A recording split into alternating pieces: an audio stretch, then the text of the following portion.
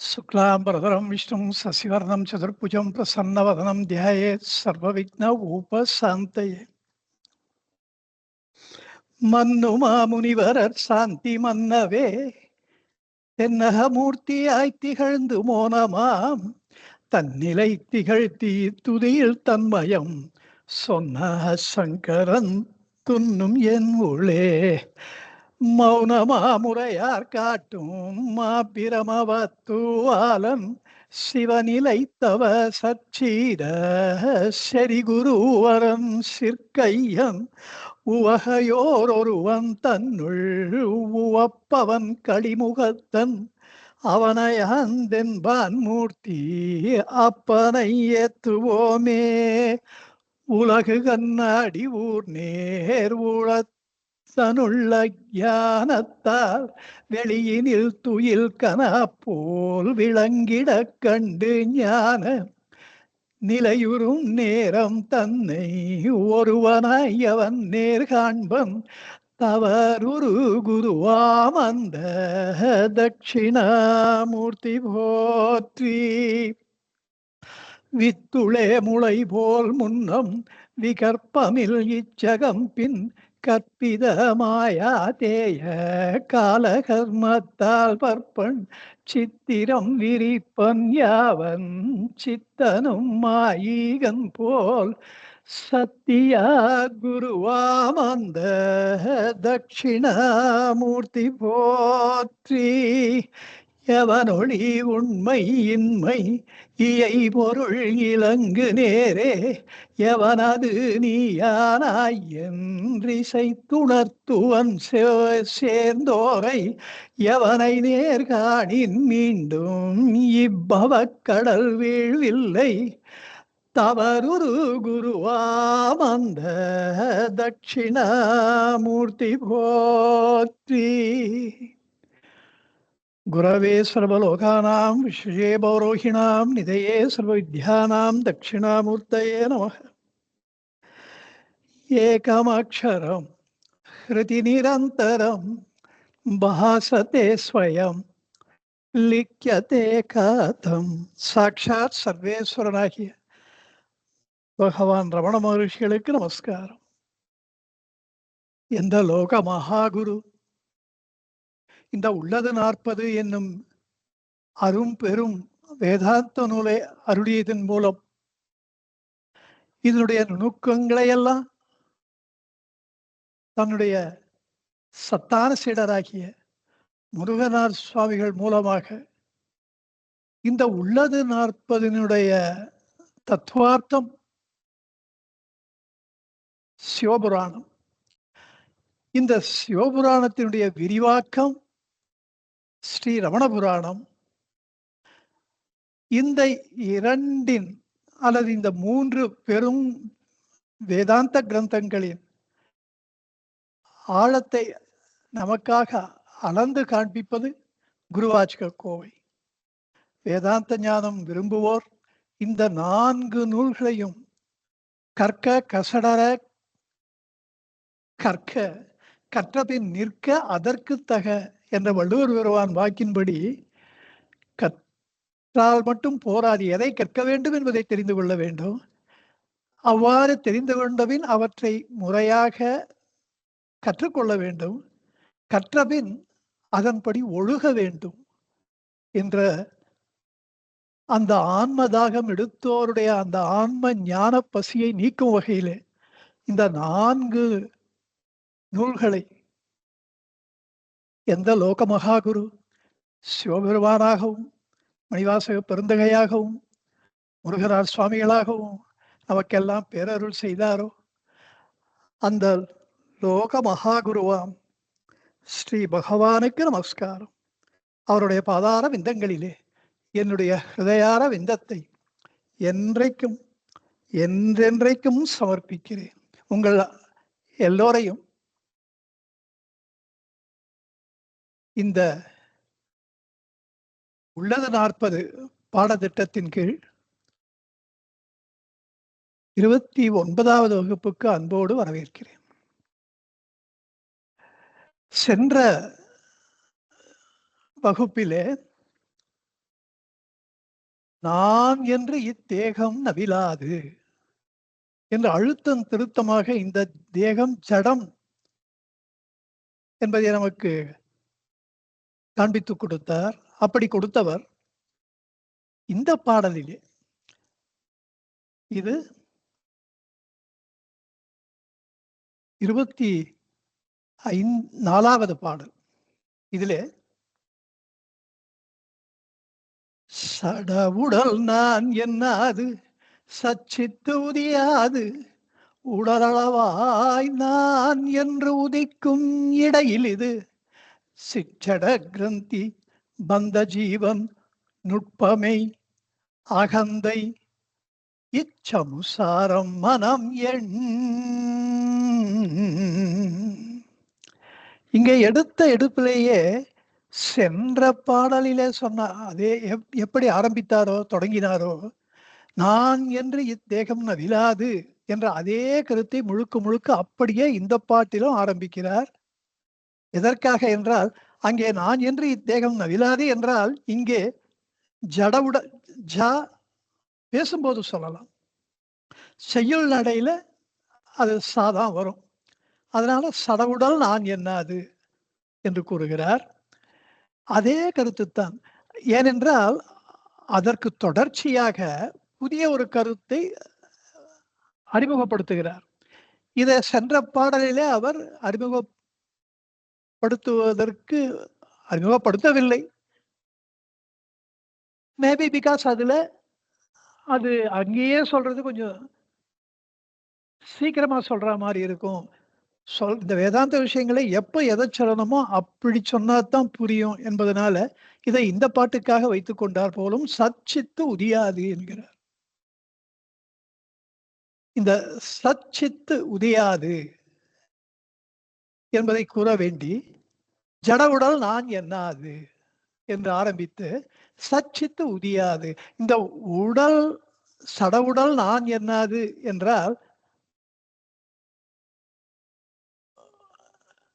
உணர்வாக இருக்கின்ற அந்த பேர் உணர்வு ஆன்ம பொருள் பரமாத்மா வஸ்து அது மட்டும் நான் சொல்லிட்டு வருமா என்ன?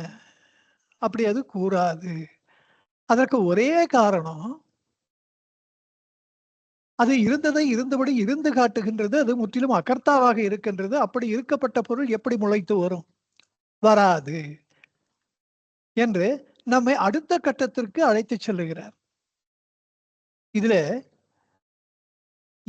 நமக்கு இப்ப இந்த விஷயம் நல்லா பிடிபட்ட ஒரு விஷயம். அதாவது இந்த ஆன்ம பேருணர்வு தான் மனித பிறப்பிலே நான் இருக்கிறேன் என்ற உணர்வாக மெல்ல மெல்ல அந்த உள்ள பொருள் தான் இருப்பதை காண்பித்துக் கொள்ள வேண்டும் என்பதற்காக அது ஒரு சக்தி, அது சாந்தமாக இருப்பது, சாந்தியாக இருப்பது, மௌனமாக இருப்பது, அமைதியாக இருப்பது, சக்தியாக நான் இருக்கிறேன் என்ற உணர்வாக வெளிப்படும் பொழுது உடல் அபிமானத்தினாலே ஒரு உடலோடு தன்னை சம்பந்தப்படுத்திக் கொள்வதினாலே அதன் கவனம் முழுவதும் நான் இருக்கிறேன் என்பதிலே நான் என்னும் முற்பகுதியிலே போய் தேங்கி குவிந்து இந்த நான் என்பது அகந்தையாக மெல்ல மெல்ல உருவெடுக்கின்றது.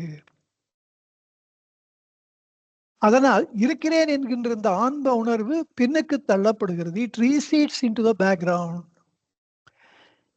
இதை நமக்கு தெளிவா சொல்லணும்ன்றதுக்காக உடலளவாய் நான் என்று உதிக்கும் இடையில் இது என்கிறார். இந்த அகந்தை ஒன்று தேகத்திற்கும் ஆன்மாவுக்கும் இடையிலே, அகம் என்றால் ஆன்மா, அகமகம், நான் என்பது ஆன்மா, ஆகம் என்றால் தேகம். இந்த ஆகத்திற்கும் நடுவிலே ஒன்று அகந்தை. அது அகந்தைன்னு நம்ம சொல்றோம். It's a nomenclature. ஒரு பேர் அதுக்கு. அந்த ஒரு பேர் மட்டுமல்ல, நிறைய பேர் அதுக்கு இருக்குன்னு இந்த பாட்டுல நமக்கு தெரிவிக்கிறார் பகவான். ஆகவே இப்படி இல்லாத ஒன்று இருப்பது போல் தன்னை காட்டிக் கொள்கின்ற இந்த புதிய வியக்தி, இது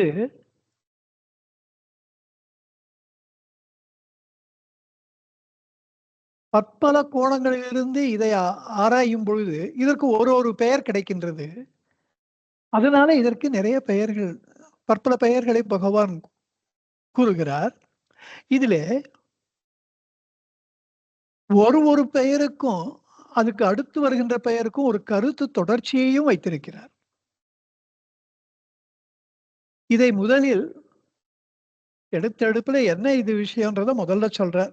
சடவுடல் நான் என்னாது, சச்சித்து உதியாது, உடலளவாய் நான் என்று ஒன்று உதிக்கும் இடையில் இது. இந்த 2த்துக்கும் நடுவுல ஒண்ணு. அது எது அது? சித் சட கிரந்தி. சித்தாகிய ஆன்மாவையும் ஜடமாகிய தேகத்தையும் முடிச்சு போடுகின்ற, கிரந்தினா முடிச்சு, இவை இரண்டையும் சேர்க்கின்ற ஒரு முடிச்சு. இதத்தான் அக்ஷரமண மாலையில கூட அவர் சொல்றார். முடி அடி காணா முடிவிடுத்தனை நேர் முடிவிட கடனிலை அருணாச்சலா. முடியடி காணா இந்த அகந்தை முடிச்சிருக்க, இது ரொம்ப சிக்கலா இருக்குது. இதுக்கு முடியும் தெரியல, அடியும் தெரியல, முடியும் தெரியல. ஒருத்தர் ஒரு வாட்டி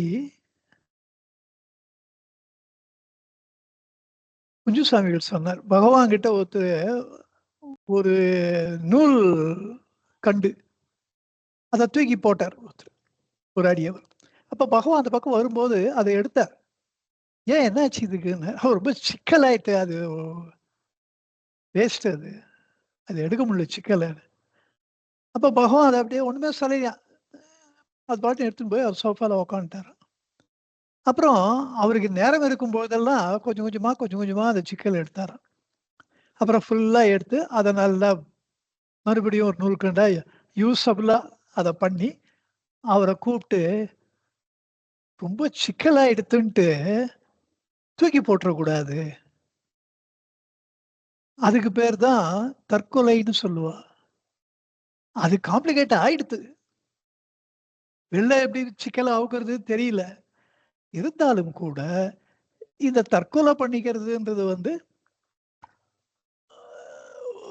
ஒரு கோவத்துல, இல்ல ஒரு ஃப்ரஸ்ட்ரேஷன்ல ரொம்ப வெக்ஸ்ட் ஆயிட்டதுனால எதிர இருக்கிற மேஜையை உடைக்கிறேன், இது உடைக்கிறேன், பாத்திரத்தை உடைக்கிறேன். அது மாதிரி தான் இந்த உடம்பு ஒரு பாத்திரம் தான், அதை உடைக்கிறது தான். சிக்கலை எடுத்து அதை நல்லபடியா வச்சுண்டு அதை நல்லா யூஸ் பண்ணிக்கிற வழியை பார்க்கணுமா, இல்ல தூக்கி போட்டுருவாளா அப்படின்னாரா. எவ்வளவு, அதாவது இந்த நிகழ்ச்சியை ஒரு மாணவன், கல்லூரி மாணவன் கேட்டாலே அவனுக்கு அந்த தற்கொலை, சூசைட் இந்த மாதிரி எண்ணங்களே வராது. பிஹெச்டி படிக்கிறான், சூசைட் பண்ணிக்கிறான்.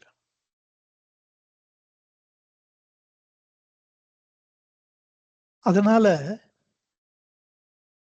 இந்த சிக்கலை என்னால எடுக்க முடியல அப்படின்னு விட்டுறக்கூடாதுன்றது பகவானுடைய ஒரு, யூ மஸ்ட் ட்ரை, முயற்சி பண்ணி சரி பண்ணி வச்சுக்கணும். தூக்கி போடுவாளா என்ன, இந்த உடம்ப தூக்கி போடுறது தப்பு இல்லையா?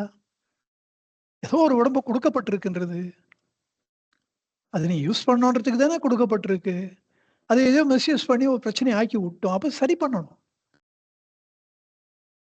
இங்க பாருங்க, முடியடி காணா முடிவிடுத்தனை. இந்த முடியடி காண முடியாத சிக்கலா இருக்கின்ற இந்த அகந்தை முடிச்ச விடுத்தனை நீங்க சிக்கலை நீக்கினீர்கள், அகந்தையை அழித்தீர்கள். அகந்தை தானே சிக்கல், அதை முடிச்சு அவுத்துட்டீங்க. நேர் முடிவிட கடநிலை அருணாச்சலா. நேர்னா இதை நேராக்கி சரி பண்றது, அந்த முடிவிடுத்தல், முடிவிட கடன் இல்லை. கடன்னா பொறுப்பு, கடமை. இந்த கடமை உனக்கு இல்லையா அருணாச்சலா? நான் சிக்கலா தான் இருக்கேன். அதுதானே உன்னுடைய கடமையும் பொறுப்பும். அதானே நீங்க பண்ணீங்க. என்ன புதுசா நீங்க என்ன பண்ணீங்கன்னு உங்களை நான் என்ன பிரைஸ் பண்ண வேண்டியிருக்கு? உங்க கடமையை நீங்க செய்தீங்க.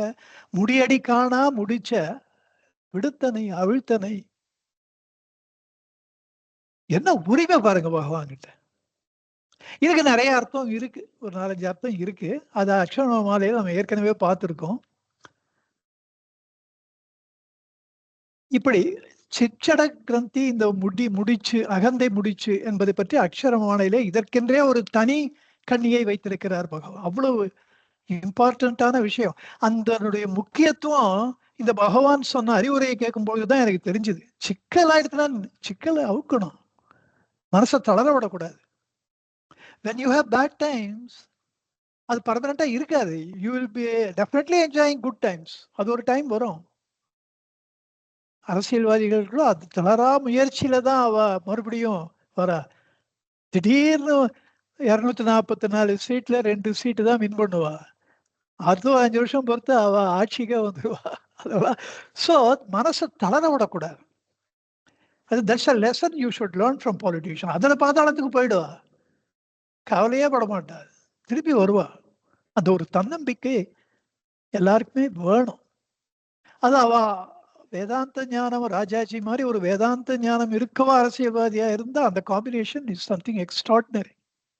மோடிஜி மாதிரி அந்த வேதாந்த அறிவும் கொஞ்சம் இருக்கணும், அரசியல் அறிவும் இருக்கணும். அந்த காம்பினேஷன் வந்ததுன்னா நத்திங் கேன் பீட் திஸ்.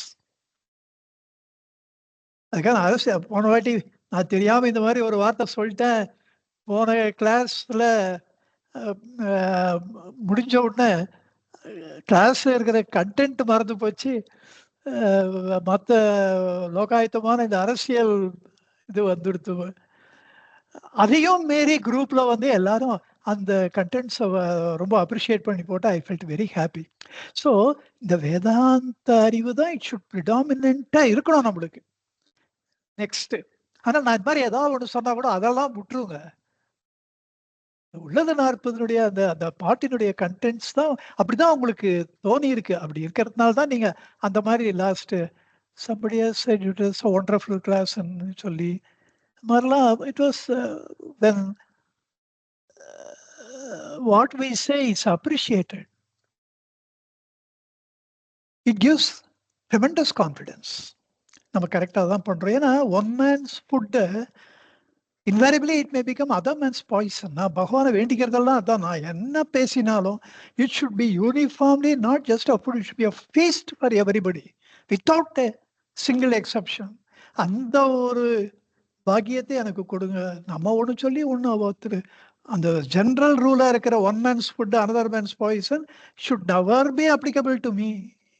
மறுபடியும் மறுபடியும் பகவானை அதை தான் நான் வேண்டிப்பேன். Every time you start talking when you are taking a class, it becomes it's an exam for you.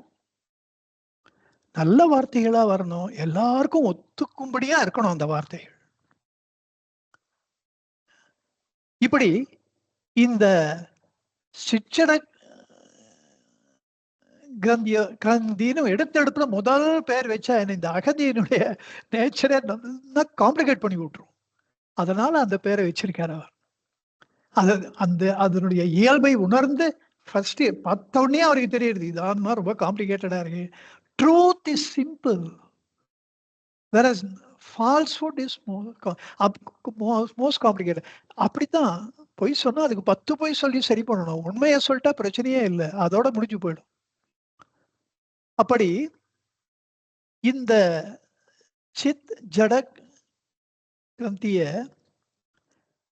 ரெண்டாவது பேர் ஒண்ணு கொடுக்கிறாரு அதுக்கு, பந்த ஜீவன்ற. ஏன்னா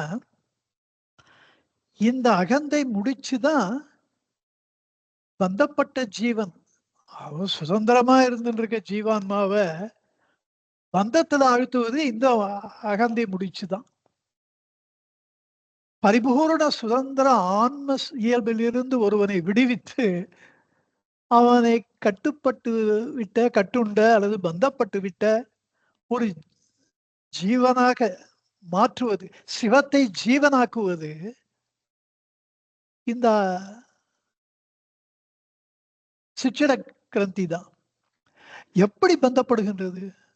கால தேசங்களினாலே, முப்புடிகளினாலே, இரட்டைகளினாலே, இந்த வர்ணங்கள், ஆசிரமங்கள், அதனால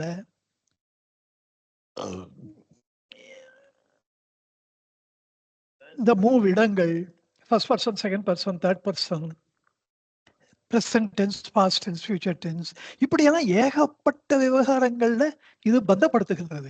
அதனால தான் எப்படியெல்லாம் இது நம்மை பந்தப்படுத்துகின்றது எல்லாம் இவ்வளவு பாடல்கள்ல சொல்லிக்கொண்டே வந்தார். இதெல்லாம் நம்மளுக்கு முதல்ல புரிய வச்சார். இப்படி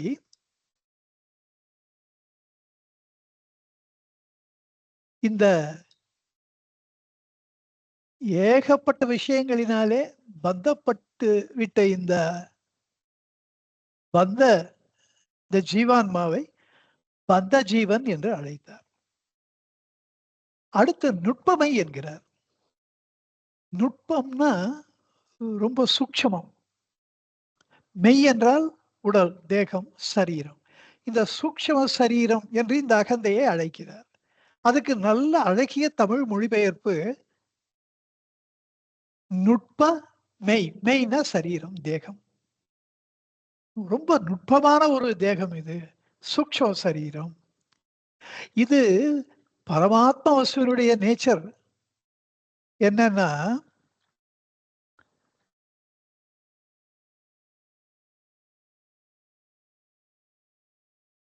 அதி சூக்ஷ்மமாக இருப்பது. சென்று சென்று அணுவாய் தேய்ந்து தேய்ந்து ஒன்றாய் என்பார் மணிவாசக பெருந்தகை. ரொம்ப அதி சூக்ஷ்மமாக இருப்பது, அதி நிச்சலனமாக இருப்பது, இதெல்லாம் ஆன்மாவினுடைய இயல்பு. அப்படி இருக்கிறதுனாலதான் அந்த இயல்பு மோனமாக இருக்கின்றது. இங்க இந்த ஜீவான்மா என்பது ஒரு சூரியனிடமிருந்து வெளிப்பட்ட ஒரு ஒளி கதிர் போல இருப்பதினாலே அந்த சூரியனுடைய இயல்பு அந்த ஒளி கதிருக்கும் கண்டிப்பா இருந்தே தீரும் என்பதை போல இந்த பரமாத்ம வஸ்துவினுடைய அந்த ஒரு இயல்பு இந்த ஜீவான்மாவுக்கு வருகின்றது. அந்த அதனால தான் இது ஓரளவு இந்த சூக்ஷ்மமாக இருக்கின்றது. அதனால தான் இது சூக்ஷ்ம சரீரம் என்று தூல சரீரத்திலிருந்து வேறுபடுத்தி சொல்லப்படுகின்றது. இந்த அகந்தைக்கே இது ஒரு பெயர் தான், சூக்ஷ்ம சரீரம் என்பது மனசுக்கு. அடுத்து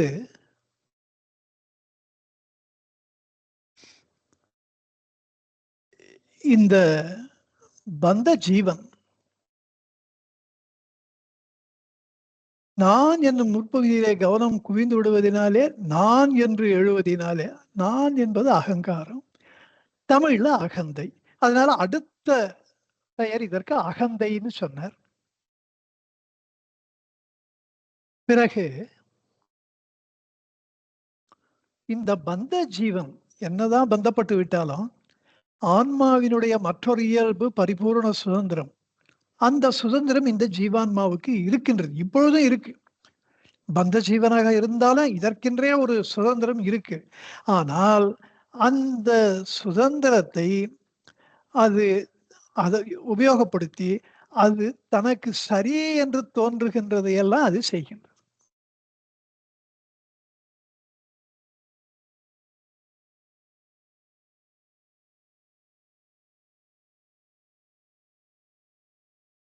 தன்னுடைய சுதந்திரத்தை பயன்படுத்தி தனக்கு எது சரி என்ற காரியங்களை எல்லாம் யோசிக்காமல் செய்து கொண்டே இருந்து அவ்வாறு செய்வதனாலேயே அது பந்தப்பட்டு விடுகின்றது. ஏனென்றால் அது செய்கின்ற காரியங்கள் பாவ புண்ணியங்களை உருவாக்குகின்றன. பாவ புண்ணியங்கள் இந்த ஜீவனை பந்தப்படுத்துகின்றன.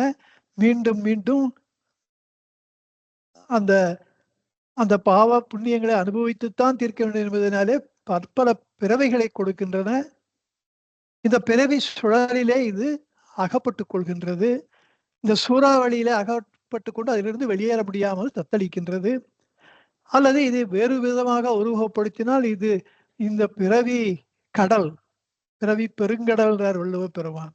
அந்த கடல்ல முழுகி அதிலிருந்து வெளியேற முடியாமல் தவிக்கின்றது. அல்லது நோய் என்று சொல்வார்கள், பிணி என்பார்கள், அகந்தை பிணி இப்படி சொல்லுவார்கள். அதனால இந்த உலக விவகாரங்களை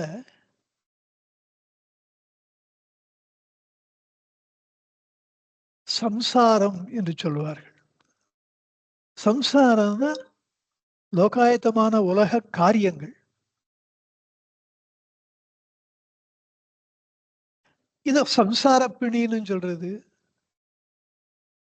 சம்சார சாகரம், பவசாகரம், பவப்பிணி. இப்படி இந்த சம்சாரம் என்ற வார்த்தை வர்ணிக்கப்படுகின்றது. அதனால இவர் என்ன பண்ணார், இந்த அகந்ததையே இச்சம்சாரம்ட்டார். உலக விவகாரங்களிலே ஈடுபடுவதுதான் சம்சாரம்.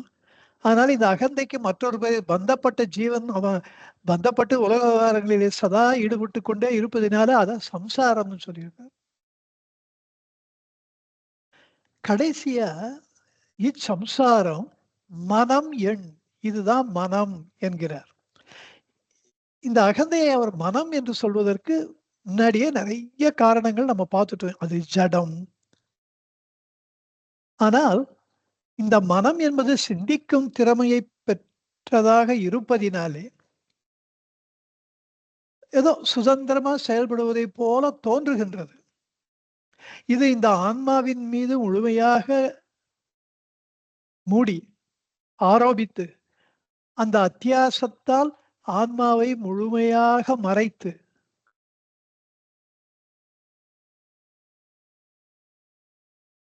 இந்த பந்தப்பட்ட ஜீவனுக்கு தனக்கு உள்ளே உள்ளது ஒன்று இருக்கின்றது என்பதை தெரியாமல் பார்த்துக் கொள்கின்றது.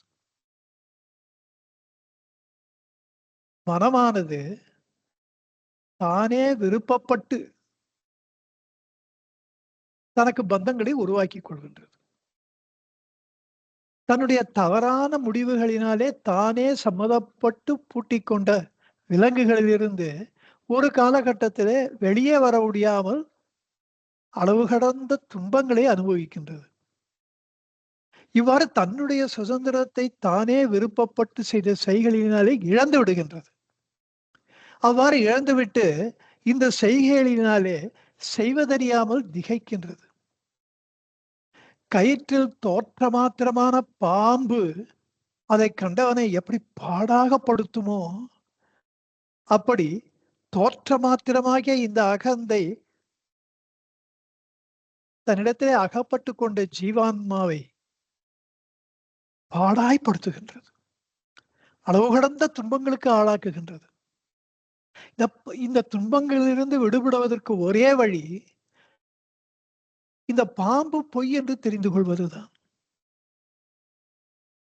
பாம்பு பொய் என்று தெரிந்தால் எப்படி எல்லா துன்பங்களும் பாதித்தன் முன்பு கண்ட பனி போல அப்படியே பஞ்சாய் பறந்து விடுகின்றதோ, பனியாய் ஆவியாகி இல்லாமல் போய் விடுகின்றதோ, அப்படி இந்த அகந்தை என்பது இல்லாமல் போகின்றது. அப்படி கிடையாது. இந்த மனம் என்பது, இந்த அகந்தை என்பது தன்னை விடுவித்துக் கொண்டு மறுபடியும் தன்னுடைய இயல்பை தெரிந்து கொள்வது, சுதந்திரமாக இருப்பது, நாம் பந்தப்படவே இல்லை என்பதை தெரிந்து கொள்வது இயலாத காரியம். அது என்றைக்குமே இல்லைன்னு ஒரு வார்த்தைக்கு சொன்னா, பாம்பு என்கின்ற தோற்றம் நிரந்தரம் அல்லவே. ஒரு காலகட்டத்திலே எப்படி தெரிஞ்சுதானே தீரும். அது அப்படி உண்மை என்றால் மோட்சம் என்பதே நம்மால் நினைத்து கூட பார்க்க முடியாத எட்டாக்கனியாகி விடுமே. ஆனால் அப்படி இல்லையே. அப்படி இல்லையே என்பது எப்படி நமக்கு தெரிகின்றது? பகவானை போன்றவர்கள் நமக்கு முன்னே வந்து உன்னால் இந்த பந்தத்தை நீக்கி விடுவது, விசார சங்கத்தில் சொல்றாரு, நான் என்பதை அன்றி பிரமையும், இந்த பிரமையை அன்றி உலக விவகாரங்களும் தோன்றுமோ? சர்வானர்த்தங்களுக்கும் ஹேதுவான காரணமான நான் என்னும் மனோபிரமையை நீக்கி விடுவது என்பது நம்மால் இயன்ற காரியம். அதலின் ஆன்ம தியானம் அனவரதமும் மேவி செய்து நீ மேன்மையாம் வீட்டின்பம் மேவு. இப்படி ஆணித்தரமா பகவான் வந்து சொல்லும் பொழுது இந்த பந்த ஜீவன் பந்தத்திலிருந்து தன்னை விடுவித்துக் கொள்வது என்பது சாத்தியமான ஒன்று. இட் இஸ் சம்திங் ஃபீசிபிள் என்ற ஒரு நம்பிக்கை நமக்கு வருகின்றது. இந்த பந்தத்திலிருந்து நம்மை விடுவித்துக் கொள்வதற்கு முயற்சி செய்வது என்பதும் சாத்தியமாகுது. இல்லைன்னா முயற்சியே பண்ண தோணாது. இப்படி இந்த பொய்மையே மனம். அது ஏன் ஏற்படுகிறது என்றால் அறியாமையினாலே ஏற்படுகின்றது. இந்த அறியாமை என்பது எது என்றால் மூல அவித்தை என்று சொல்லப்படுகின்ற காரணமாயை. இந்த காரணமாயை தான் மனமாகிய இந்த சூக்ஷ்ம சரீரத்தையும் தூல சரீரத்தையும் உருவாக்குகின்றது. ஆகவே இந்த அகந்தையை, இந்த பந்தப்பட்ட ஜீவனை இச்சம்சாரம் மனம். ஏனென்றால் இந்த மனம் என்பது சிந்திக்கும் திறமை படைத்ததாக நாம் நினைக்கிறோம். அதனால இத மண் என்றாலே நினைத்தல். அது ஒரு காரணம் இதுக்கு. மனம் என்ற பெயரே சமஸ்கிருதத்தில் வந்தது காரணமே இது எண்ணங்களை உருவாக்கி கொண்டே இருப்பதுதான். It's a thoughts producing machine. இதெல்லாம் நம்ம நிறைய முன்னாடி பார்த்துட்டோம். உங்களுக்கு எல்லாம் அதெல்லாம் ரொம்ப கிளியரா தெரியும். அதனால இப்படி பற்பல பெயர்கள் சிச்சட கிரந்தி, பந்த ஜீவன், நுட்பமெய், அகந்தை, இச்சம்சாரம், மனம், எண் என்று வேறு வேறு ஆங்கிள், வேறு வேறு கோணங்களிலே இதை நோக்கி இதெல்லாம் ஏன் சொல்றார் அவர்? இந்த அகந்தை என்பது இல்லாத ஒன்று.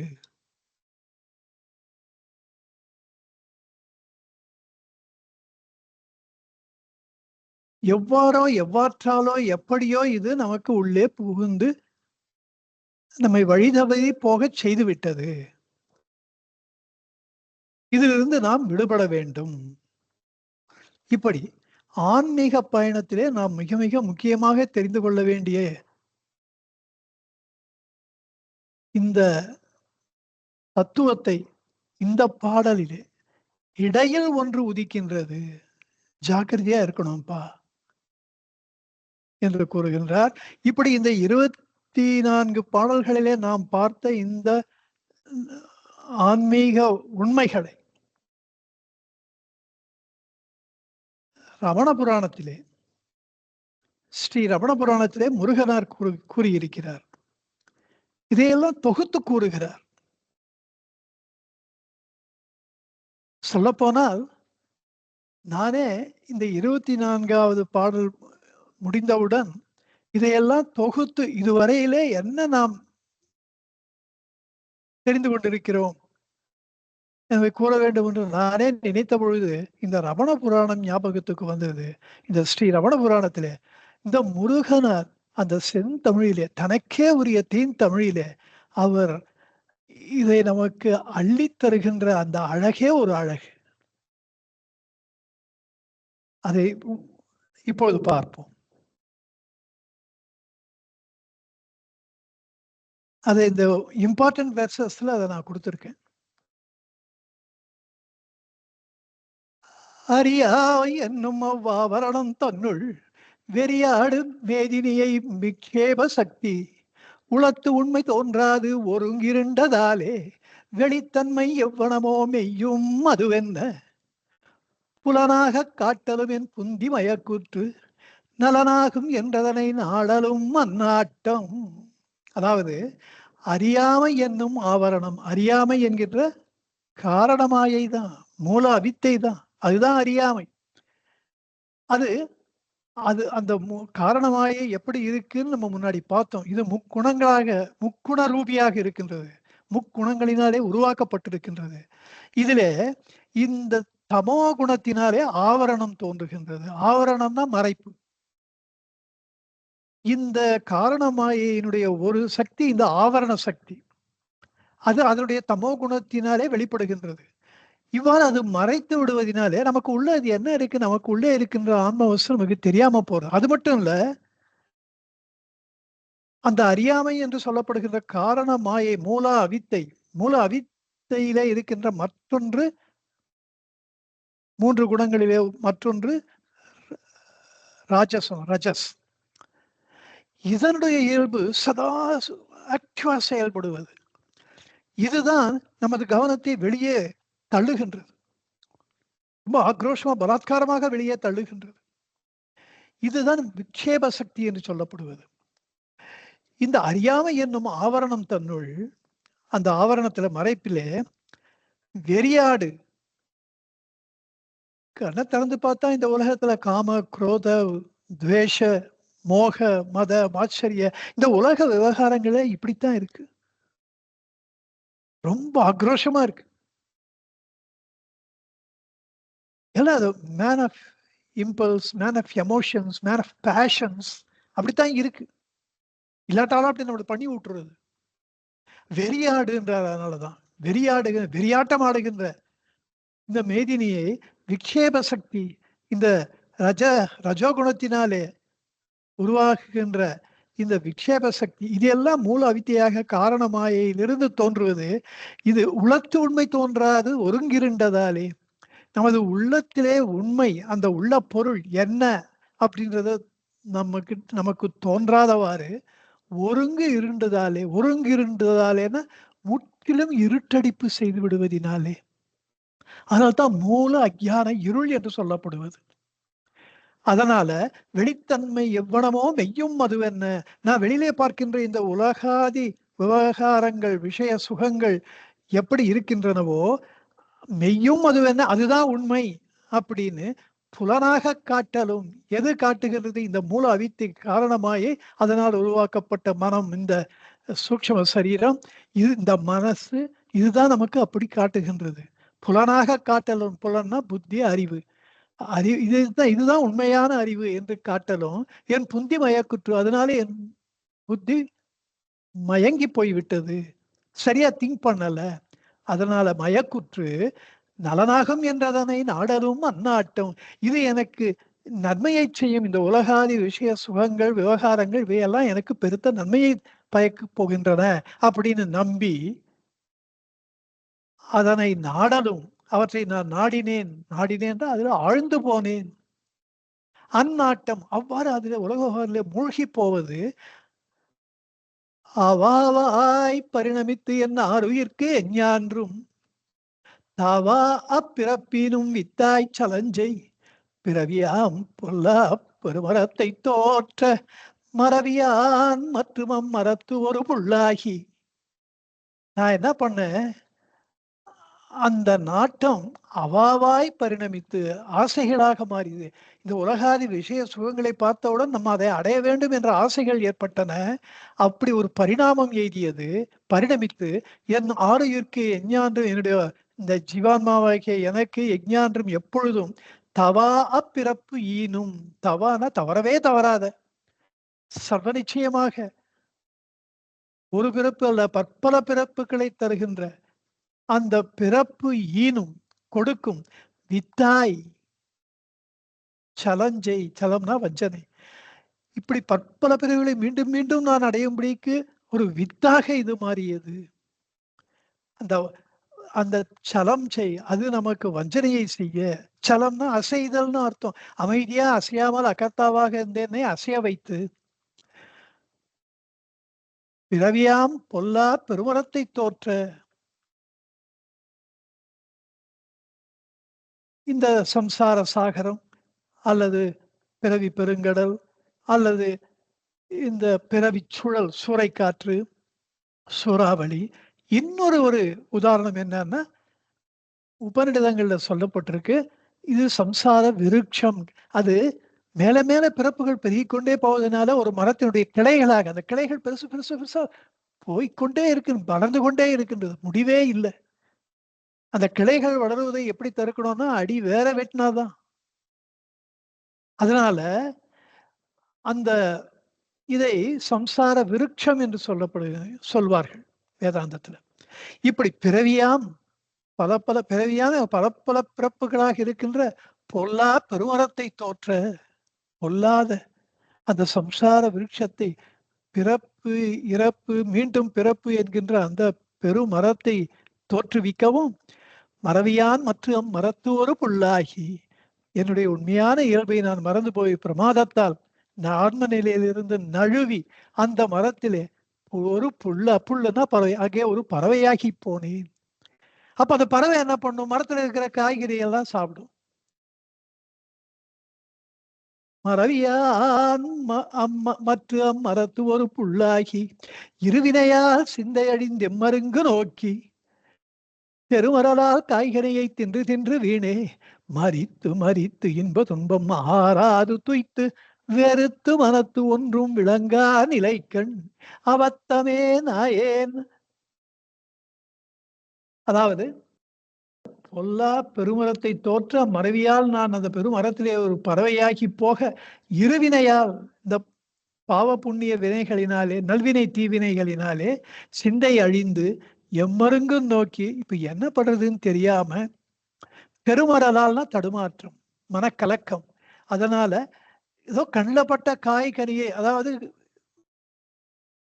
நல்ல காரியம் கெட்ட காரியம் நல்வினை தீவினைகளெல்லாம் நிறைய செய்து கொண்டே இருந்து வேற வழி இல்லாம காய்கனியை, அததான் காய்னா தீவினை, கனினா நல்வினை, இப்படி செய்து காய்கறியை தின்று தின்று வீணே மறித்து மறித்து இன்ப துன்பம் ஆறாத துய்த்து, இன்ப நல்வினையினாலே இன்பம் தீவினையினாலே துன்பம் என்று இதை ஆறாது அதுக்கு ஒரு முடிவே இல்லாமல் அதை துய்த்து வெறுத்து மனத்து ஒன்றும் விளங்கா நிலை கண், வெறுத்து போய் பெரும் சலிப்பு ஏற்பட்டு இதுக்கப்புறம் என்ன செய்யறதுன்றது செய்வதறியாமல் திகைத்து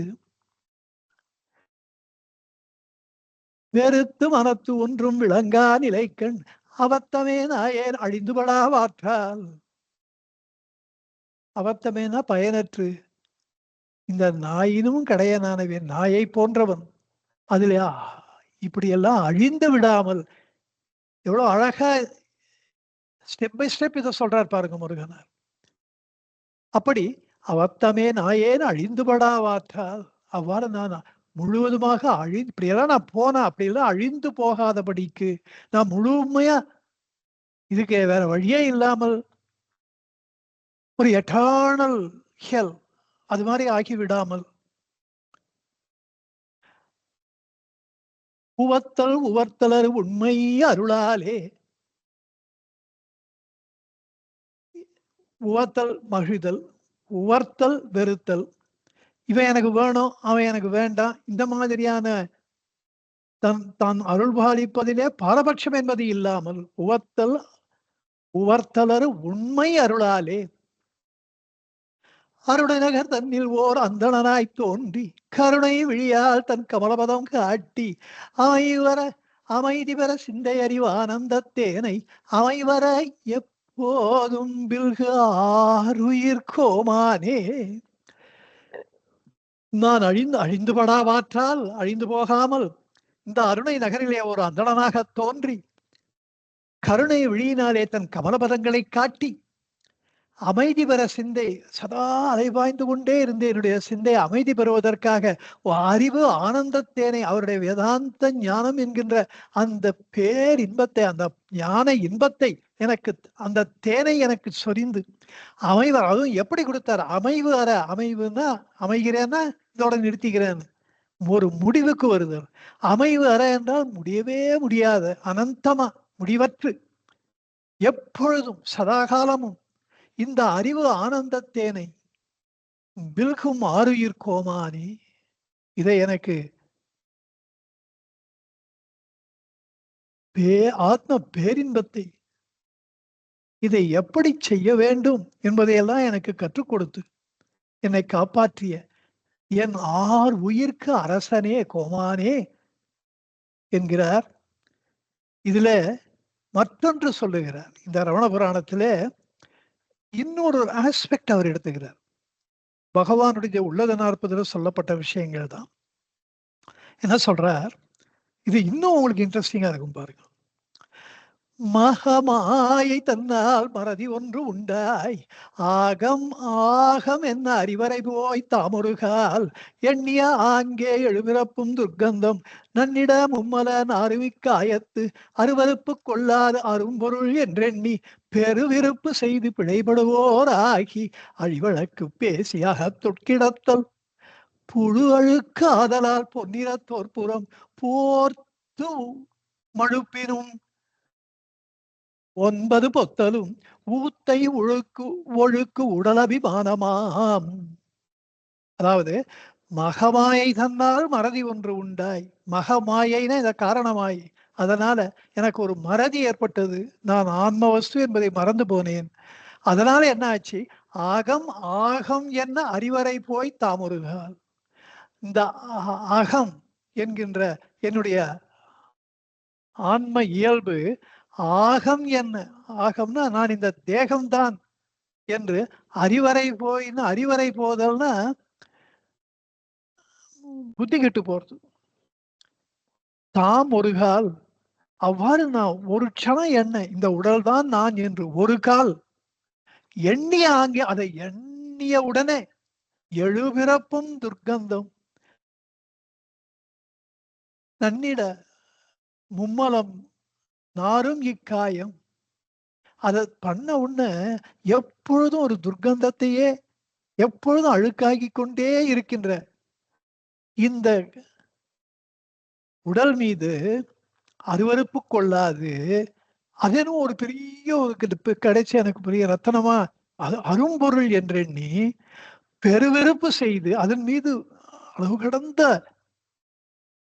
ஆசையை வைத்து பெருவிருப்பு செய்து பிழைபடுவோராகி இப்படி ஒரு பெரிய பிழையை செய்தவர்கள் இவர்களெல்லாம் அழிவழக்கு பேசி அகத்துள் கிடத்தல் ஐசாட்டியம் இதுதான் நான் பண்றதுதான் கரெக்ட் அப்படின்னு அழிவழக்கு பேசி அகத்துள் கிடத்தல், இந்த தேகத்திலேயே விழுந்து கிடத்தல் புழு அழுக்கு ஆதலால். இது ஒரு புழு மாதிரி ரொம்ப கேவலமானது. அப்படி இருக்கிறதுனால ஆனா அது தெரியாமல் பொன்னிறம் தோற்புறம் வெளியில ரொம்ப ஃபேரா இருக்கு அந்த ஸ்கின்னு. சில காலேஜ் மாணவர்கள் பீச்சில் ஒரு வாட்டி வந்தப்போ ஏதோ பேசினான். அவ காலேஜுக்கு ராகுல் காந்தி வந்தார்னு. அவர் என்ன பேசினாரு அதெல்லாம் விட்டா என்ன ஸ்கின்னு என்ன அப்படியே பளபளன்னு என்னமா இருக்கு. அந்த அளவு இந்த உடல் என்பது அவ்வளவு ஒரு அட்ராக்ஷனா இருக்கு. அப்படி பொன்னிற தோற்றம் இதெல்லாம் எம்ஜிஆர் கூட சின்ன வயசுல என்னுடைய ஃப்ரெண்ட்ஸ் எல்லாம் சொல்லுவா, போய் அவர் போய் பார்த்துட்டு எல்லாம் வருவா. இப்போ பொதுக்கூட்டங்கள் எல்லாம் போய் பார்த்துட்டு நான் ஸ்கின்னு நான் கலரு என்ன கலருன்னு ஆச்சரியப்படுவா. அப்படி அது ஒரு ஒரு அட்ராக்ஷன் இருக்கு. அததான் இவர் சொல்றார். உழுகடுக்கு ஆதலால் பொன்னிற தோற்புறம் போர்த்தும் அழுப்பினும் 9 பொத்தலும். 9 பொத்தல் இருக்கிற விஷயம்தான் இது. எவ்வளவுதான் போர்த்தும் அழுப்பினும் பொன்னிறம் போர்த்து தோல் போர்த்தும் அழுப்பினும் இது 9 பொத்தலும். ஊத்தை ஒழுக்கு உடல் அபிமானமாம். இது ஊத்தை ஒழுக்கு. இது எப்பொழுதுமே ஊத்தைனா பயனற்றது. பியூட்ரிஃபை ஆல்வேஸ் திஸ் கெட்ஸ் பியூட்ரிஃபைட். அது மாதிரி ஒரு உடல் இது. அப்படிப்பட்ட இந்த உடல் அபிமானமாம். அதாவது இந்த தேகாபிமானத்தையே சாடுகிறார். இந்த ஊத்தை ஒழுக்கு உடல் அபிமானமாம். இப்படி இந்த உடல் அபிமானம் என்பது அந்த அளவு நிந்திக்கத்தக்கது. அது எப்படிப்பட்டது என்றால் அங்கட நீர்த்தோய அறக்கடையாளரும் தங்கண் அமைந்த தடுமாற்றம் பொன்றச் சாய்ந்து எங்கும் நிறைந்த இயல்பாய மோனத்தால் பொங்கி பெருகு பரிபூரணமாம் தன் நிரதிசை ஆனந்த நெடுங்கடலாடி பரவசமாய் நிற்க பரா அபரஞானம் வழங்கொலியோடு தொழுங்கலி போவா தழுங்கு ஜெயபேரி எழுங்கொடி முந்தில்வாய் நாயிற்கடையாய் நடந்த பட பொல்லேனை தாய் சிறந்த பெரும் தன்னழியா ஆட்கொண்டாய். என்ன சொல்றாரு? இந்த ஊத்தை ஒழுக்கு உடலபிமானமாம். இந்த உடலபிமானம் என்பது அந்த அளவு இழிந்தது. அது எவ்வளவு இழிந்ததுன்னா அங்கன நீர் தோய அறக்கடையாளரும். அங்கன நீர்னு சாக்கடை நீர், ட்ரைனேஜ் வாட்டர். அந்த அப்படிப்பட்ட அறக்கடையாளரும் ரொம்ப கடைசி நிலையில இருக்கின்ற குச்சங்கூட ஆத்ம ஞானத்துக்கு தகுதியற்றவரும் கூட தங்கண் அமைந்த தடுமாற்றம் பொன்ற சாய்ந்து தங்களிடத்திலே நாம் இந்த உடல்தான் என்கின்ற அந்த தடுமாற்றம் பொன்ற சாய்ந்து குன்ற இல்ல பொன்றனா மிச்சம் மீதி இல்லாமல் அழிந்து போதல், அதுதான் பொன்றுதல். அப்படி பொன்றச் சாய்ந்து எங்கும் நிறைந்த இயல்பாய மோனத்தால், அப்படிப்பட்டவர்கள் எல்லாம் தங்களுக்கு இருக்கின்ற எங்கும் நிறைந்த, எங்கும் அமைதி, எதிலும் அமைதி என்கின்ற அந்த தம்முடைய உண்மையான இயல்பாகிய மோனத்தால் அந்த மோனத்தை அவர்கள் சார்கின்றார்கள். அதனால அந்த மோனத்தினாலே பொங்கி ததும்பு பரிபூரணமாம், அந்த மோனத்திலே பொங்கி ததும்பி பரிபூரணமாக எழுகின்றது. எது எழுகின்றது என்றால் அந்த பூரணமாகிய தன் நிரதிசை ஆனந்த நெடுங்கடலாடி, தனக்கு உள்ளே பொங்கி பொங்கி எழுகின்ற அந்த நிர அதிசயப்படும்படியா இல்ல, அது இயல்பாயிடுறது. நிரதிசய ஆனந்தம்னு சொல்றது. நிரதிசயானந்த நெடுங்கடலாடி, அந்த ஆன்ம கடலிலே அவர்கள் நீராடி பரவசமாய் நிற்க அவர்கள் தங்களை மறந்து நிற்கின்றார்கள். அப்பொழுது அபர ஞானம், அவர்களுக்கு உள்ளே எது பரஞானம் எது அபரஞானம் என்பதெல்லாம் கிளியரா தெரிகிறது. அதனாலே அவர்கள் அந்த அபரோக்ஷ ஞானமாக அந்த ஆன்ம ஞானத்தை கெட்டியாக பிடித்து கொண்டு அது அவர்கள் உள்ளத்திலே வழங்கொலியோடு அவர்கள் ஆர்ப்பரித்து எழுகின்றது அந்த ஆன்ம அறிவு. அப்போது தொழுங்கழிவோவா, அதனாலே அவர்கள் உந்தப்பட்டு பகவானை தொழுகின்றார்கள், போற்றுகின்றார்கள். அந்த ஒலி ஒன்று அவர்கள் உள்ளத்திலே எழுகின்ற மோனமாகிய அந்த மோன முழக்கம், மற்றொன்று அதனாலே கவரப்பட்டு அதனாலே தங்களை மறந்து அவர்கள் பகவானை போற்றுகின்ற அந்த முழக்கம். இதெல்லாம் தவிர அந்த தழுங்கு ஜெயபேரி எழுங்கொடி முன்றில் வாய், அந்த ஜெயபேரிகை கொட்டடா கொட்டடா என்பார் பாரதியார். அப்படி இந்த ஆன்ம முழக்கம் கொட்ட கொட்ட அப்படியே அந்த பகவானுடைய முன்றில் வாய்னா முத்தம், முற்றம்னா பகவானுடைய சன்னிதானம். அந்த பகவானுடைய சன்னிதானத்தை அவருக்கென்றே தனியாக ஒரு மோன முழக்கம் பொங்கி பெருகி இடி போல ஒலித்து கொண்டிருக்கின்றது. அந்த பகவானுடைய சன்னிதானத்துல ஒண்ணு பகவானால் அருள்பாலிக்கப்பட்டவர்களுக்கு கிடைக்கின்ற ஞான முழக்கம், மற்றொன்று அதனாலே அவர்கள் பகவானை போற்றுகின்ற முழக்கம், மூன்றாவது பகவானிடத்திலேயே பொங்கி பொங்கி பெறுகின்ற மோன முழக்கம்.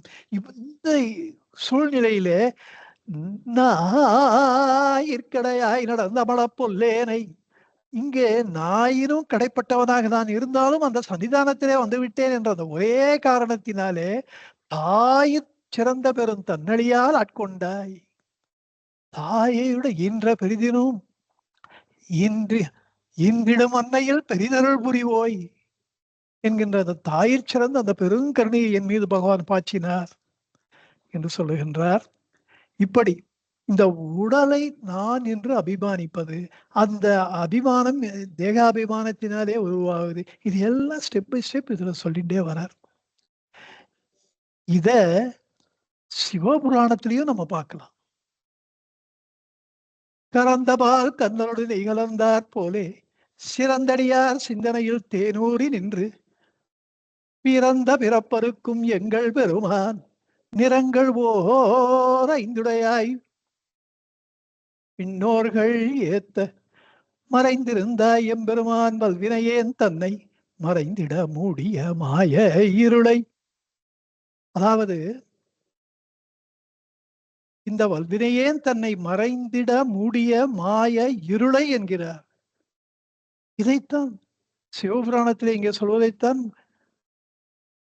ரமண புராணத்திலே அறியாமை என்னும் ஆவரணம் தன்னுள் பெரியாடு மேதினியை விக்ஷேப சக்தி உணர்த்து உண்மை தோன்றாது ஒருங்கிருண்டதாலே வெளித்தன்மை எவ்வனமோ உண்மையும் அதுவென்ன புலனாக காட்டலும் என் புந்திமய கூற்று என்று அதத்தான் அவரு ஒருங்கிருண்டதாலே பல்வினையேன் தன்னை மறைந்திட மூடிய மாய இருளை அறம்பாவம் என்னும் அருங்கைத்தார் கட்டி புறந்தோல் போர்த்தெங்கும் புழுவழுக்கு மூடி மலஞ்சோறும் 9 புலந்தோர் போத்தெங்கும் புழு அழுக்கு மூடி.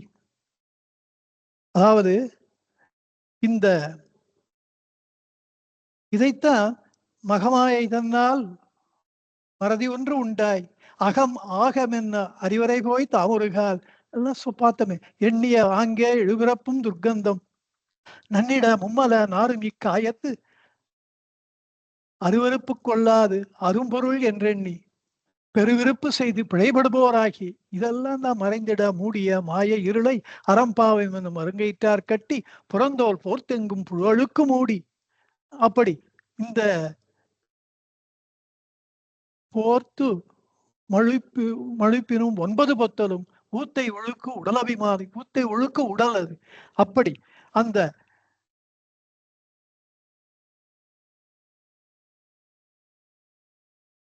புறந்தோல் போர்த்தெங்கும் புழலுக்கு மூடி மலஞ்சோறும் 9 வாயிருக்குடலை மலங்க புலனைந்தும் வஞ்சனையை செய்ய.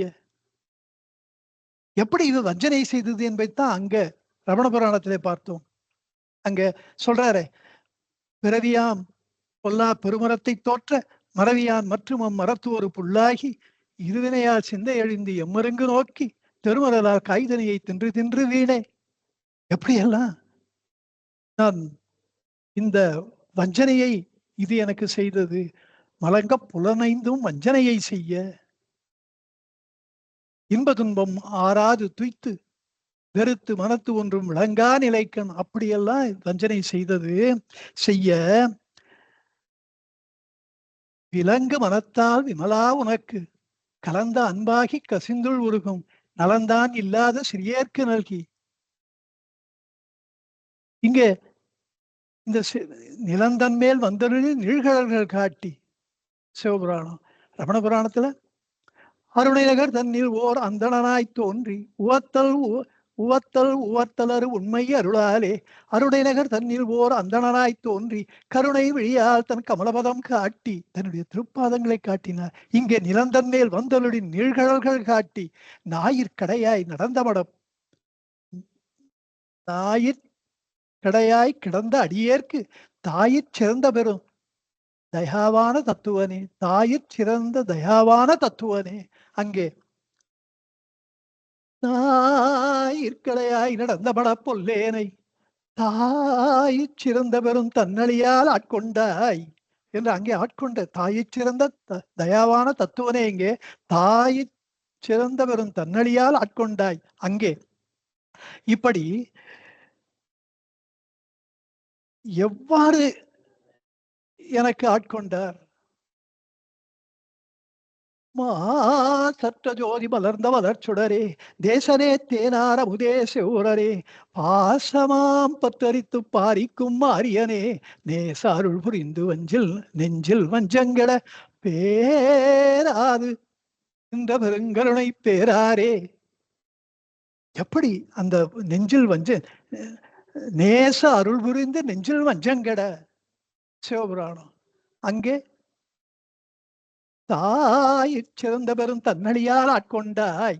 என்னை ஆட்கொண்ட பிறகு எப்படி இந்த வஞ்சம் எனக்கு கெட்டதுன்னா, யானே எனதே என்னை கெடுத்து தானேயோ யானே எனதே இரண்டும் எனக்காராய்.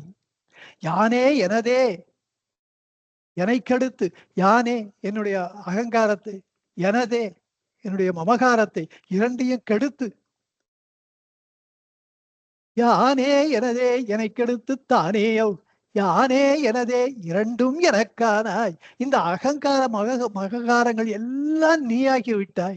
என்கிட்ட இப்ப ஒண்ணுமே இல்லை. அப்படி நீங்கள் நேச அருள் புரிந்து நெஞ்சில் வஞ்சங்கள பேராக நின்ற பெருங்கருணை பேராராக இருக்கின்றீர்கள் பகவானே என்று கூறுகின்றார். இதிலே மேலும் சொல்லுகிறார், ஆரா அமுதே அடவிலா பெம்மானே ஓராதார் உள்ளத்து ஒளிக்கும் ஒளியானே நீராய் உருக்கிய ஆறுயிராய் நின்றானே இன்பமும் துன்பமும் இல்லானே உள்ளானே. இங்கே இன்பம் எது துன்பம் எது அதை மேலும் விரித்து சொல்லுகிறார் அங்கே ரமண புராணத்திலே. வாழ்வு தாழ்வு வாழ்வு அவர் அப்பகுதி பரமாடுவாய் நாட அவிற் சிற்பரமகத்தாய் ஆளும் பராபரமே அந்த அணுப்பகுதி தானும் அபத்தமென சொந்த சொரூபம் அதி சுத்தமாம் தற்பரமே. அவர் அப்பகுதி ரொம்ப கீழ்மையான பகுதி, அகந்தை பகுதி. பரம அணுவாய் நானு, பரம அணுவாய் ரொம்ப ரொம்ப சிறுத்து போய் ஒருத்தர் தப்பு பண்ணுவோம் மூஞ்சி பார்த்து அப்படி சிறுத்து போயிடுற மாதிரி அகந்தை ஆன்ம இது ஞாபகம் பெருசா நமக்கு உள்ளே ஆன்ம அறிவு பொங்க பொங்க ஆன்மானுபூதி எழ எழ, அதாவது 10% 90% அகந்தையிலேருந்து கொஞ்சம் கொஞ்சமா 90% ஆன்ம அறிவு விளக்கத்துக்கு நாம வருகிறோம். முழுமையா ஆன்மானுபூதி அடையலைன்னாலும் அகந்தை அப்படியே நாணி போகின்றது. பரமாணுவாய் நாட அவிர் ஒளிர்கின்ற அவிர் சிற்பரமகத்தான் மகத்தாய் ஆளும் பராபரமே அந்த அணுப்பகுதி தானும் அபத்தம் என அந்த கொஞ்சோடு மீதி இருக்கின்ற அந்த அணுவிலும் அணுவாக இருக்கின்ற அந்த பகுதி, அந்த அணுப்பகுதி தானும் அபத்தம் என அதுவும் அபத்தம் தான், பயனற்றதுதான். அத அப்படி சொந்த ஸ்வரூபம் அதி சுத்தமாம் தற்பதமே, என்னுடைய சொந்த ஸ்வரூபம் அதி சுத்தமாக பரிசுத்தமாக இருக்கின்றது. அப்படிப்பட்ட தற்பரமே. பிறகு சொல்றார், அன்பருக்கு அன்பரே யாவையுமாய் அல்லையுமாம் ஜோதியனே. இங்கே ஜோதின்ற ஜோதியனே தன்னிலே தோன்றா பெருமையனே ஆதியனே அந்தம் நடுவாகி அல்லானே தென்னை ஆட்கொண்ட எந்தை பெருவானே கூர்த்த மெஞ்ஞானத்தால் கொண்டுணர்வாதங்கருத்தின் நோக்கரிய நோக்கே நுணுக்கரிய நுணர்வே போக்கும் வரவும் புணர்விழா புண்ணியனே காக்கு எங்காவலனே கண்பரிய பேரொழியே நேதியால் ஏதிலர நீங்கவே ஆன்மபரம் ஜோதியாய் எஞ்சி துளங்கும் சொரூபமே ஓனமாம் தன் சொரூபம் மூதறிவு தேரலன்றி ஊனமன கற்பனை சுட்டு ஒரவொன்னா கேவலமே. இதில் எது சிவபுராணம் எது ரமண புராணம்? நேதியால் ஏதிலர நீங்கவே ஆன்மபரம் ஜோதியாய் எஞ்சி துளங்கும் சொரூபமே. நேதியால் நான் இதி நேதி, இப்படி நான் இது அல்ல அல்ல என்ற அந்நியங்கள் எல்லாவற்றையும் நீக்கி விடுகின்ற திட வைராக்கியத்தினாலே, ஞான வைராக்கியத்தினாலே ஏத்தில் அற, ஏத்தில்னா அந்த அந்நியம் அது அற முழுவதுமாக என்னை விட்டு நீங்கி போக ஜோதியாய் எஞ்சி துலங்கும் சொரூபமே. கடைசியில் ஆன்மபர அங்க சொல்றாரு, ஜோதின்றாரு சிவபுராணத்துல, ஜோதியே துன்னுருளே தோன்றா பெருமையனேன்றாரு. அங்கே ஜோதி என்பது இந்த ஆன்ம ஜோதி எஞ்சி நிற்கின்ற ஜோதி, துன்னிருள் என்பது கூடவே மணிவாசக பெருந்தகை சொல்வதற்கு காரணமாய் துன்னிருள் அப்படியே மன்னிய இருள், முழுமையாக அடர்த்தியான இருள், துன்னிருள் அது காரணமாயை தான். அது பிரிக்க முடியாதது. அதனால்தான் ஜோதியை சொல்லி உடனே துன்னிருளேன்னு சொல்றார். எவ்வளவு பேருக்கு இது அர்த்தம் தெரியும்? அப்படி ஏதியால் ஏதிலர நீங்கவே ஆன்மபரம் ஜோதியாய் எஞ்சி மீதி மிஞ்சி எஞ்சி நிற்பது உங்களுடைய ஆன்ம ஜோதி தான். இப்படி எப்படியெல்லாம் பரமேஸ்வரன் தம்மை ஆட்கொண்டார் என்று மணிவாசகர் கூறுகின்றாரோ அப்படியெல்லாம் ரமண பகவான் தம்மை ஆட்கொண்டார் என்று ரமண புராணத்தில் முருகனார் கூறுகின்றார். இன்னும் சொல்றார் அடுத்து, பின்ப வெள்ளமே அத்தா மிக்காய் நின்ற தோற்ற காக்கு எங்காவலனே கண்பரிய பேரொழியே. சிவபுராணத்தை அந்த எஞ்சி நிற்கின்ற பேரொழியேன்னு அவர் சொல்றார். அவருடைய அனுபவம். காக்கு எங்காவலனே கண்பரிய பேரொழியே தின்ப வெள்ளமே அத்தா மிக்காய் நின்ற தோற்ற சுடரொழியாய் சொல்லாத நுண்ணுணர்வாய் மாற்றமாம் வையகத்தின் வெவ்வேறே அறிவான் தேற்றனே தேற்ற தெளிவே என் சிந்தனையுள் ஊற்றான உண்ணார முதே உடையானே. ஆற்றின்ப வெள்ளமே, என் உள்ளத்திலே ஆற்றின்ப வெள்ளம் போல இன்பத்தை அது எஞ்சி நிற்கின்ற அந்த ஜோதியினாலே என் உள்ளத்திலே ஆற்றின்ப வெள்ளமாக அந்த பேர் ஆனந்தத்தை பாய்ச்சியவரே, அத்தா அத்தனே என் தலைவனே, மிக்கோய் மிக்காய் மேன்மை பெற்றவரே, மாற்றமாம் ஐயகத்தின் வெவ்வேறே வந்தறிவான் தேற்றனே. இந்த பற்பல காட்சிகளாக விரிந்து பறந்து எழுகின்ற இந்த உலக காட்சிகள் மாற்றமாம் வெவ்வேறே வந்தறிவான் தேற்ற, அவற்றின் தேற்றமே. தேற்றம்னா அவைகள் அத்தனைக்கும் உயிர் கொடுப்பவரே, தேற்ற தெளிவே. அவ்வாறு அந்த தேறி நிற்பது மட்டுமல்ல, அந்த தேற்ற தெளிவை எனக்கும் அளித்தவரே. மாற்றமாம் ஐயகத்தின் வெவ்வேறே வந்தறிவான் தேற்றனே தேற்ற தெளிவே என் சிந்தனையுள் ஊற்றான உண்ணார் அமுதே உடையானே, என்னை உடையவரே. நான் முழுவதுமாக உங்களுக்கு அடிமைப்பட்டு போனேன், சரணாகதி அடைந்தேன். நான் என்பது இல்லவே இல்லை. ஏனென்றால் என்னை முழுவதுமாக உடையவர் நீங்கள், உடையானே. வேற்று விகார விளக்குடம்பின் உட்கிடப்ப ஆற்றேனே மையா ஹரனேயோ என்றென்று போற்றி புகழ்ந்திருந்து பொய்கட்டு மையானோர் மீட்டிங்கு வந்து விரைப்பிறவி சாராமே கள்ளப்புல குரம்பை கட்டழிக்க வல்லானே. வேற்று விகார விடக்குடம்பு, நான் விகாரப்பட்டு போனேன். ஆன்ம அழகை உடையவனாக இருந்தவன் இப்போது விகாரப்பட்டு போனேன். இந்த எனக்கு அந்நியமான, எனக்கு வேறானது இது. இந்த வேற்று விகார விடக்குடம்புன்னா குடம், விடம்னா விஷம். இந்த அகந்தை மதி என்கின்ற இந்த விஷ குடம்பிலே இருப்பதற்கு ஆற்றேனே மையா, என்னால இருக்க முடியலப்பா. ஹரனேயோ என்றென்று ஓலமிடுதல், அரணேயோ அரணேயோ என்று ஓலமிட்டு, ஓலமிடுதல் எனக்கு வேற வழியே இல்லை, நீங்க தான் காப்பாற்றணும். Sending an SOS, this ship is on sinking, நீங்க தான் வந்து காப்பாற்றணும். வேற்று விகார விடக்குடம்பின் உட்கிடப்ப ஆற்றேனே மையா ஹரனேயோ என்றென்று போற்றி புகழ்ந்திருந்து பொய்கட்டு மையா. இவ்வாறு ஓலமிட்டு அதனாலே அவருடைய அருளை பெற்று அதனாலே போற்றி புகழ்ந்து அவர்களை வலி ஏத்தி பொய்கட்டு, அகந்தை பொய்கட்டு மெய்யானோர், ஆன்ம மெய்யானோர் மீட்டு இங்கு வந்து மறுபடியும் அவர்கள் மீட்டு, அதாவது மறுபடியும் இந்த பூமியிலே வந்து வினைப்பெற விசாராமே, மறுபடியும் இந்த அகந்தை வாழ்க்கையிலே விழுந்து விடாமல் கள்ள புலக்குரம்பை கட்டழிக்க வல்லானே.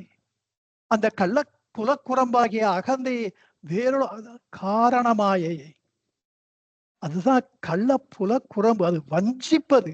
அந்த மாயையை கடப்பது என்பது அவ்வளவு கடினம். அப்படிப்பட்ட அதை அந்த கள்ள வஞ்சகமான புல குரம்பை கட்டழிக்க வல்லானே, கட்டோடு அதை முழுவதுமாக அழிப்பதற்கு வல்லமை படைத்தவரே. எப்படியெல்லாம் மணிவாசகர் தன்னுடைய அனுபவத்தை சொல்றார். அதே அனுபவத்தை இங்கே சிவபுராணத்திலே முருகனார் கூறுவதை பாருங்கள். ஆடுமன கண்ணாடி ஆலசைந்து விம்பிக்கும் மூடுமய காருயிரின் மோக விகாரம் எல்லாம் நன்னயமுற்றோங்க சலஞானான்மை பொருளாம் தன்னியல் போல தடுமாற்றும் அம்மாயை தன் அருள் பெற்றார் அறிவை சற்றும் சலிப்பியாது அன்னதை முற்றும் தன் ஆதீனமா பெற்றோனே. ஆடுமன கண்ணாடியால் இந்த மனம் என்பது ஆடிக்கொண்டே இருக்கின்ற பற்பல காட்சிகளை காட்டிக்கொண்டே இருப்பது ஒரு இடத்துல நிற்காது. அந்த கண்ணாடியால் பிம்பிக்கும்னா பிம்பங்களை தரும். மூடு மயக்க ஆறுயிரின் மோக விகாரம் எல்லாம் அது அந்த ஆன்ம வஸ்துவை மூடிவிடுகின்றது, மயக்குகின்றது. மோக விகாரம் எல்லாம்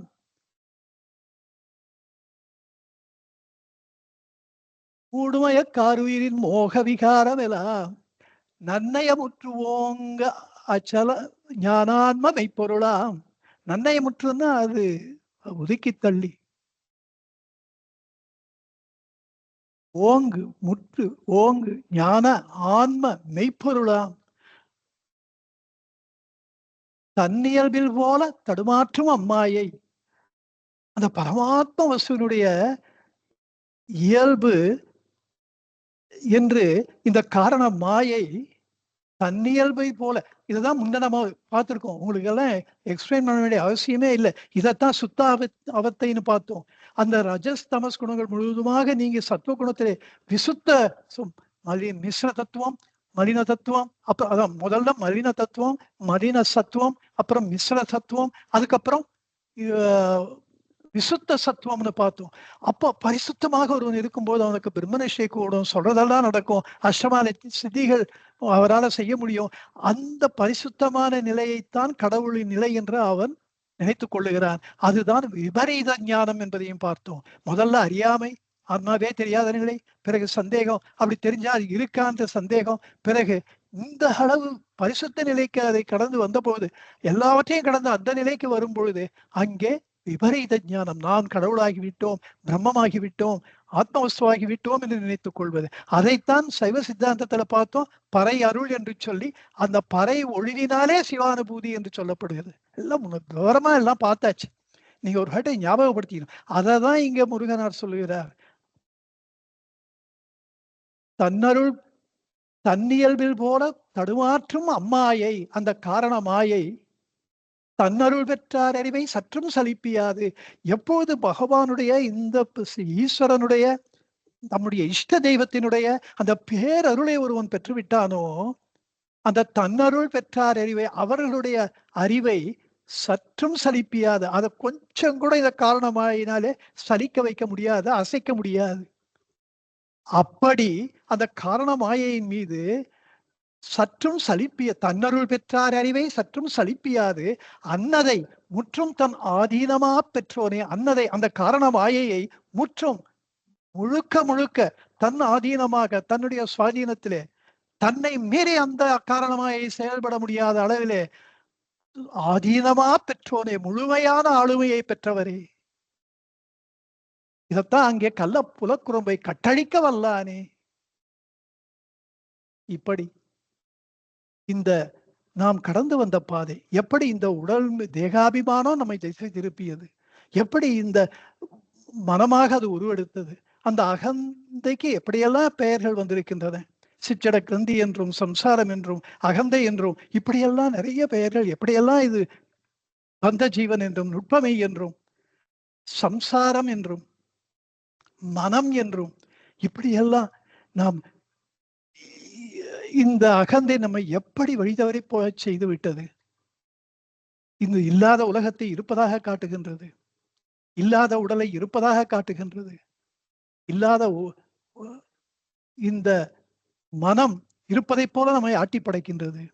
இப்படி ஸ்டெப் பை ஸ்டெப் அறியாமை என்னும் ஆவரணம் தன்னுள் என்று ஆரம்பித்து ஒரு ஆஸ்பெக்ட் அருணிநகர் தன்னில் அந்தடனாய் தோன்றி கருணை வழியால் தன் கமலபதம் காட்டி அமைவார அறிவானந்தத்தேனே அமைதி பெற சிந்தை அறிவானந்தத்தேனை அமைவர எப்பொழுதும் பில்கு ஆறுயிர் கோமானே என்று பாராட்டி பின்னம் மகமாயை தன்னால் மறதி ஒன்று உண்டாய் அகம் ஆகம் என்ன அறிவரை போய் தாம் ஒருகால். இப்படியெல்லாம் நமக்கு நம் கடந்து வந்த பாதையை நமக்கு ஞாபகப்படுத்தி இதெல்லாம் நம்மளுக்கு தெளிவா எடுத்து சொன்னாலே, when you are forewarned,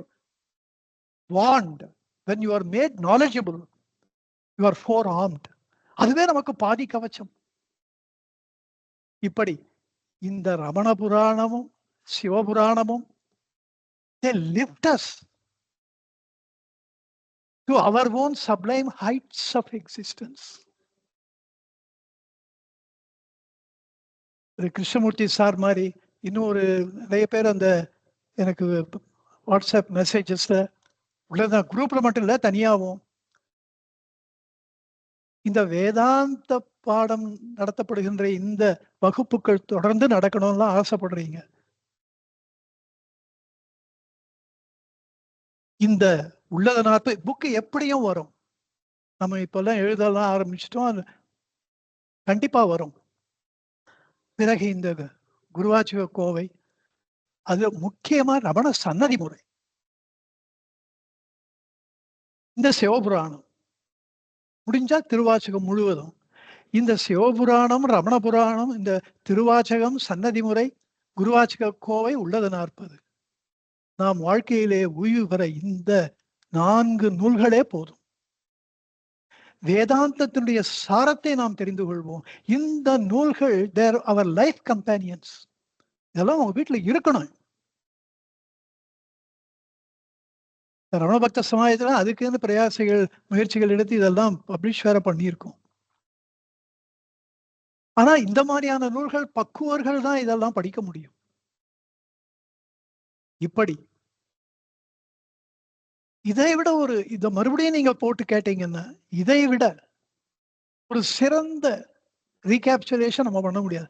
அப்படி முருகன் இந்த 50-60 வரிகளிலே இப்படிப்பட்ட ஒரு வேதாந்தத்தை ரமண புராணத்திலே ரமண புராணம் நமக்கு சுட்டி காட்டுகின்றது என்றால் 10 மடங்கு, அதாவது 540 வரிகள் ரமண புராணம். எந்த அளவு வேதாந்த ஞானம் அதிலே பொங்கி பொங்கி பெருகி வரும் என்பதை உங்கள் யூகத்துக்கே நான் விட்டு விடுகிறேன். இப்படி நான் முதல்ல உங்களுக்கு அறியாமை தன்னில் அறியாமை என்னும் ஆவரணம் தன்னில் என்ற அந்த பகுதியைத்தான் அனுப்பிச்சேன். இப்ப பேசும்பொழுதுதான் எனக்கு இந்த மகமாயுதனால் மறதி ஒன்று உண்டா என்ற அந்த பகுதியும் எனக்கு தோன்றியது. இதை கட்டுரையில கண்டிப்பா எழுதி உங்களுக்கு நான் அனுப்புறேன். இப்படி இந்த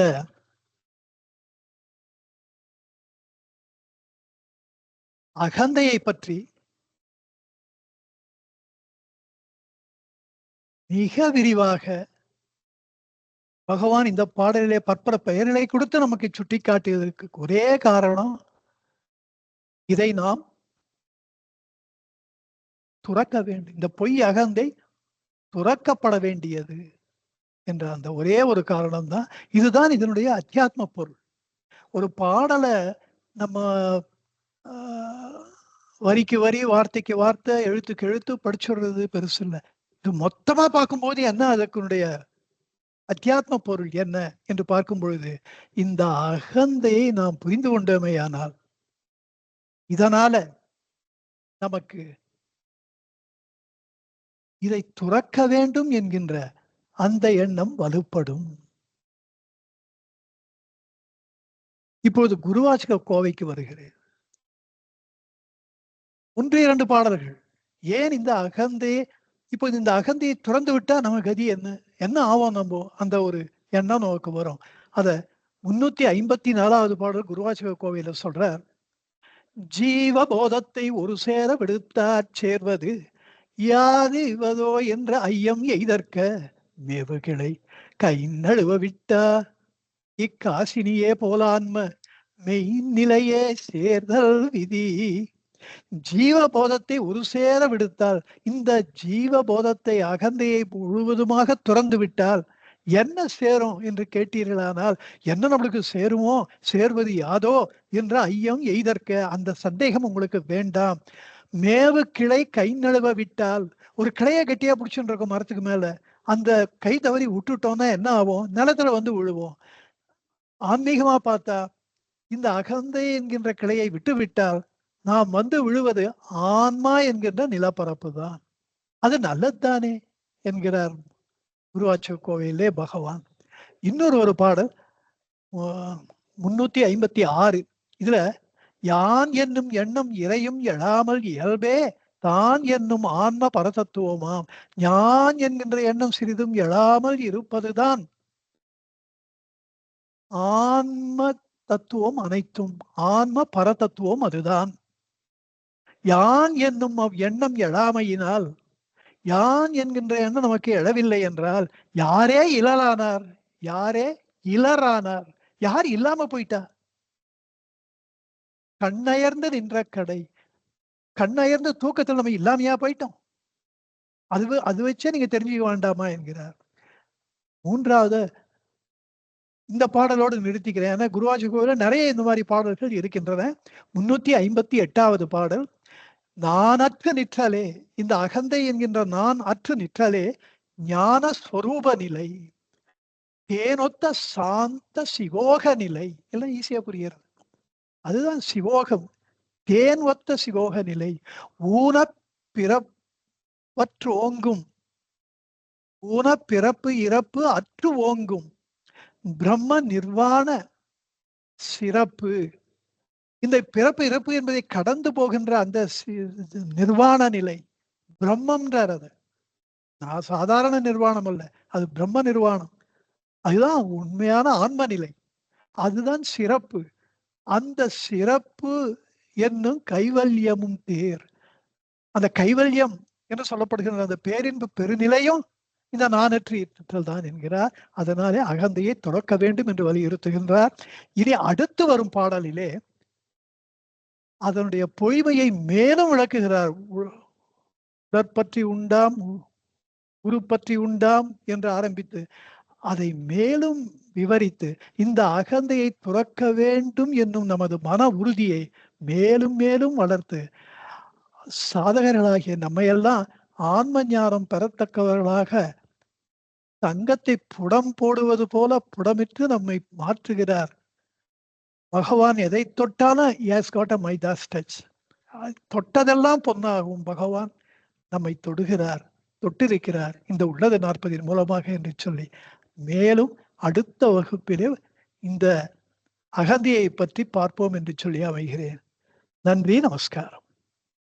நமோ ரமணாய நமோ ரமணாய நமோ ரமணாய நமோ நமோ நமோ ரமணாய நமோ ரமணாய நமோ ரமணாய நமோ நமோ.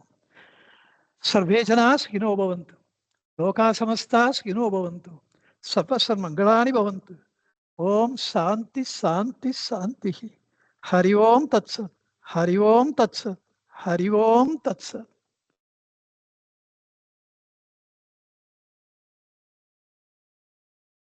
சார் வணக்கம் சார்.